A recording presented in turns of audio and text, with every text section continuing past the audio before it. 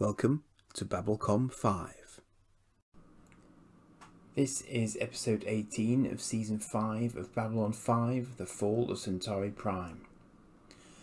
Unfortunately, my very old DVD set has let me down here, as due to a production error it seems, I'm missing the introduction segment to this episode.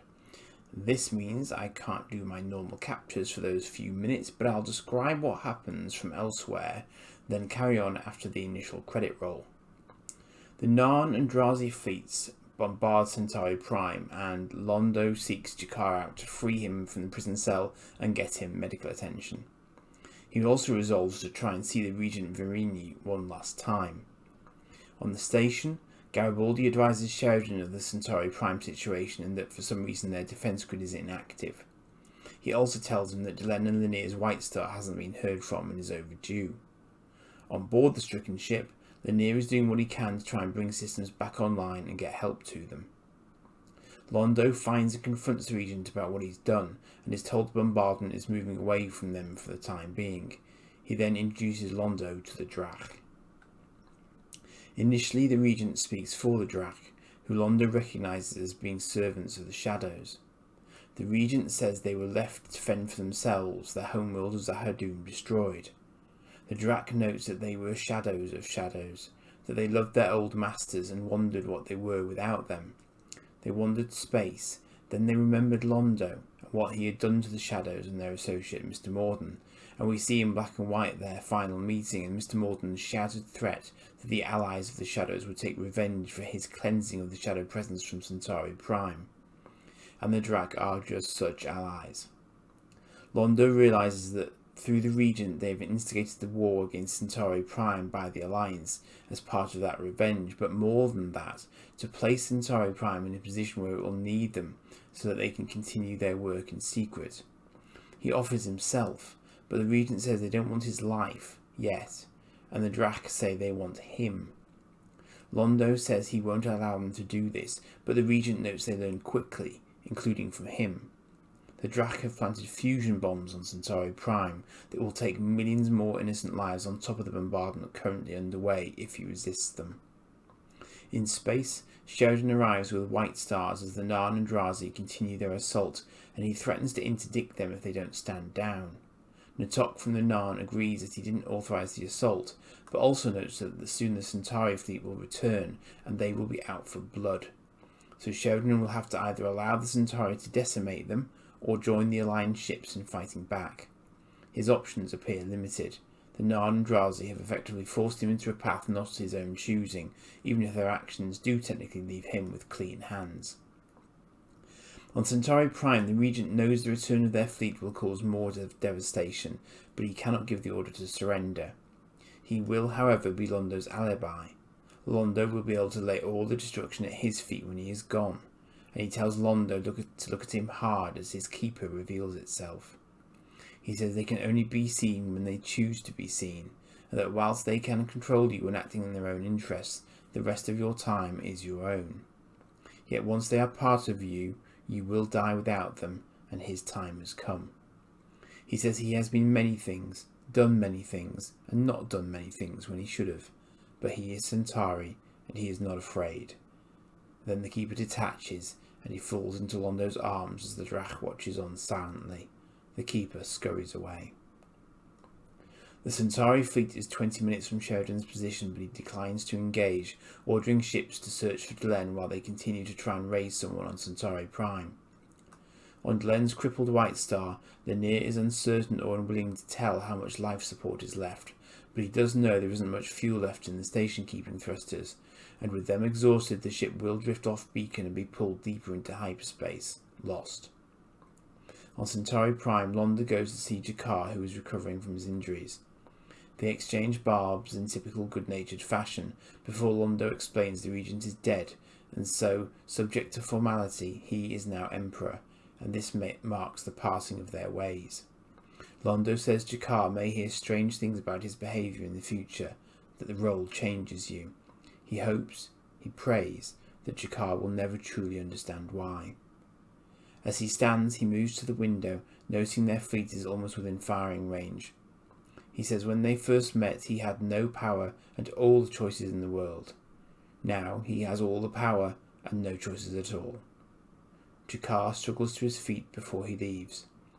He says that whilst his people can never forgive the Centauri for what they did to their world, he can forgive Londo.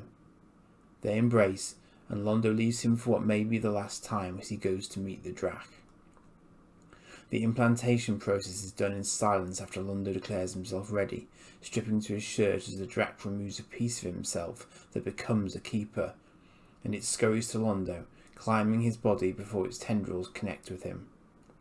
Shortly after, a message is broadcast to the approaching Centauri fleet, and Sheridan's attaché can't decode it, but hears angry voices being broadcast in response. Then nothing. The Centauri ships hold their positions, and Londo contacts Sheridan, explaining that the Regent went rogue and is now dead, and he was solely responsible for the conflict, which is now over.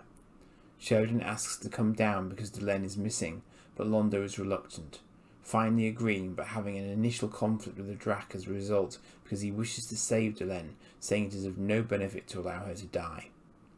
When Sheridan does arrive in the royal court, the exchange is tense, Londo saying that if he does rescue Delenn it will be as a charitable act, and Sheridan will owe him because they will have no more to do with the alliance. The Centauri will lift themselves up alone.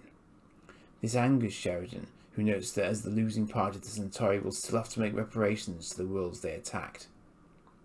In hyperspace, Delenn's White Star expends the last of its thruster fuel.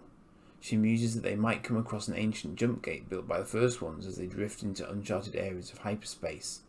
She does, of course, expect Linear to get it operational in a timely fashion, and he says he'll do his best. He then notes that they have a little power left in their weapons systems. Firing them could help searching ships find them, but there's no way of knowing who that would be, and firing them will also push them further off the beacon. Delenn resolves to act and asks him for the sequence. The front guns fire off a few pulses but not many before giving up, but a proximity alarm suggests it might have been enough, although the ship's approaching a Centauri, not Minbari, and readings suggest they are building power to fire. On Centauri Prime, Londo sits in the throne as the camera pulls back to focus on the Drac standing near him. A communication goes out from the Centauri, Linear getting there confirming the kill order. As the power monitor steadies to a solid tone indicating preparedness to fire, he declares his love for her, and she responds that she knows as they are hit by several tractor beams. As the Centauri take them in tow, to their surprise, Delenn notes that she didn't really hear what Linear said because of the noise from the power monitor, but that in times of high stress we often say things we would not otherwise have said, and no one should be held to account for what they say at such a time. Yet Linear has a look on his face that clearly suggests he would have preferred a kill shot. They wonder if they'll have to fight when they get to Centauri Prime. Delenn hopes not, for the Centauri's sake. Veer has arrived and searches for Londo, barging straight into his quarters, which Londo demands that he never do again, ever, for reasons apparent to us, but not the confused Veer. Londo asks if he's heard about the news about the terms of their surrender. Veer says he has, but that there won't be the funds to pay the reparation and rebuild the damage to the planet. The people will be angry. Londo agrees, but says this is what must be done, and that he will try and calm them, saying they got what they wanted. Veer asks him who he means, but he says it doesn't matter. Sheridan has joined with Delenn and Jakar with the aim of being at Londo's inauguration, but they suddenly hear his voice, and Jakar says he thought he was going to speak to the people.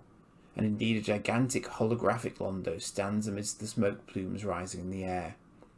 His tone is not the encouraging, calming one he had suggested to Veer. Instead, he speaks of the wounds done to them by the Alliance, the burden they face in paying reparations, and their determination to move forward alone in isolation as they rebuild.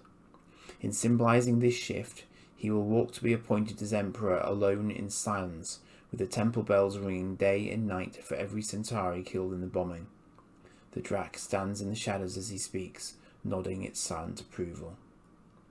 He then uninvites the Alliance delegation from the inauguration, saying they will speak in due course, but he cannot guarantee their safety if they remain in light of current events.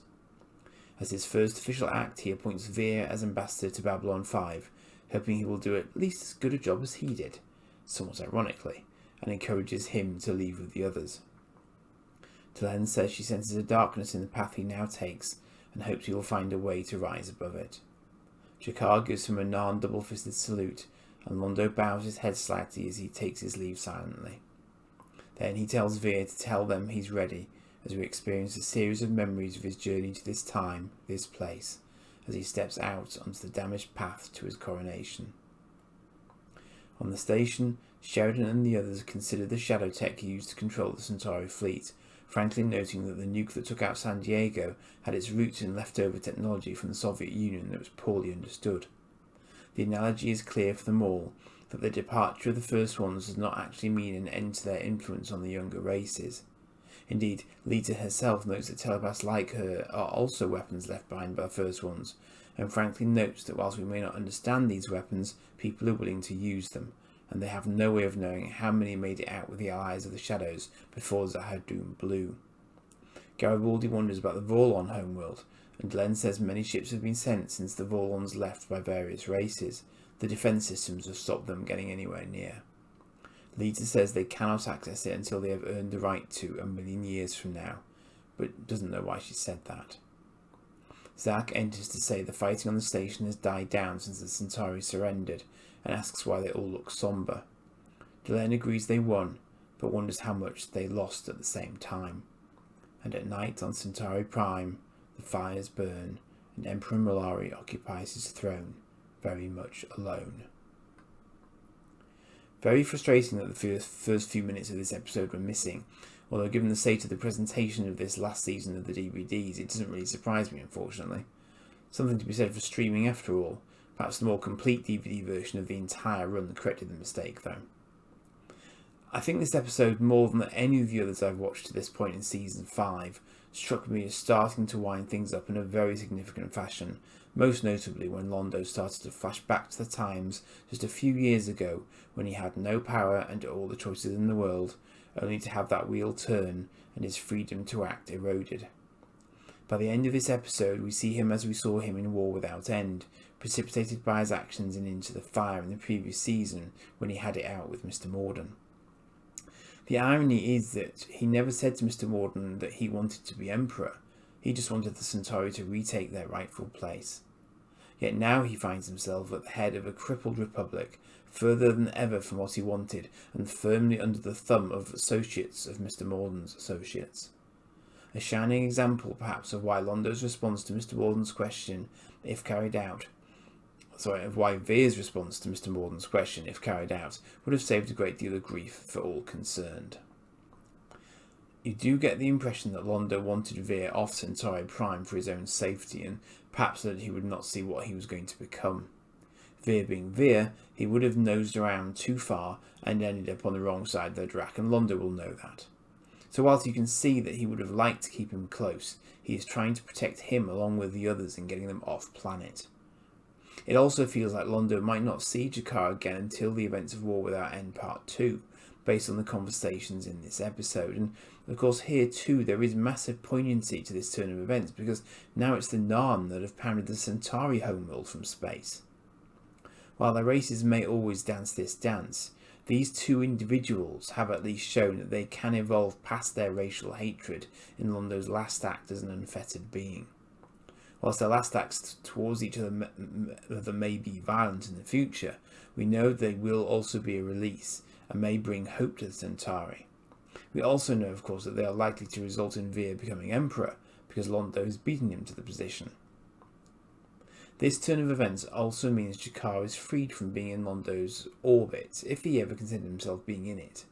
So there is perhaps a new beginning for him there too, as both now move on from their evolved relationship. What we see between Lennier and Delenn is a classic piece of Minbari face-saving lying, of course, plus a strangely Han Solo-esque turn from Delenn with her response to him. We've all known this for some time, of course, but for him to say it to her as a Minbari is significant, and even though she makes it out she didn't hear him, her initial response and subsequent attempts to mend how he's feeling all demonstrate just how futile it is for them both to deny it happened. As Ivanova once said, all love is unrequited, and Lennier knows his is too, in the way that would matter to him. As with Londo and G'Kar, You can see as they hold hands that their relationship has evolved over time. He's older and more mature, but he's moved in a direction that is a dead end for him emotionally, whilst Delenn respects him as she always has, but it's never tipped over into anything else for her. Very difficult path to tread for a pair of Minbari, I think. The Londo-Sheridan dynamic was very interesting here. I think there was once a time when Londo accused him of overplaying his position, and here we have President facing off with Emperor, as one seeks to preserve an alliance while another eschews it. Not very compatible positions when all's said and done, and of course by this point we have the Drak whispering in Londo's ear. It just occurred to me that the Emperor is normally accompanied by telepaths, but presumably they might be able to detect a Keeper and or Drak, so what bets they're now going to be barred from the royal court. I actually wondered whether Delenn could sense the Keeper in some way, being somewhat sensitive to shadows, but that may be reading into her comments too far.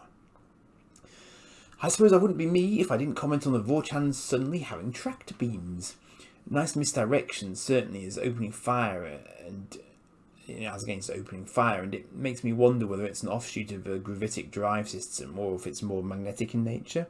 We've seen the White Star and the Minbari war cruiser use tractor tech before now, but I can't immediately recall if we've seen the Centauri employ this tech before. I'm not even going to get into whether energy weapons have physical recoil that could push a White Star backwards, although it might be plasma, so maybe that would have a recoil effect. Alright, so somehow I only have 4 episodes left to go. Strange to think of how many I've already run through to get to this point, and how long my old school approach to putting these videos together takes me each time. I just looked at the URL mentioned in the credits for the station.com, and the Wayback Machine seems to suggest it stopped being a thing for Babylon 5 back in 2000 or so. I only mention it because it popped out at me tonight for some reason. That was probably quite a novel concept back then. The web was only starting to get mainstream a few years prior. So next week, I start in on the final 4. Something about them is niggling me just now, like maybe the UK got them before the States did for some reason? I'll try and delve into that before we meet again. Hope you had a great Halloween for those that do, and I'll see you for the next one. Cheers for now.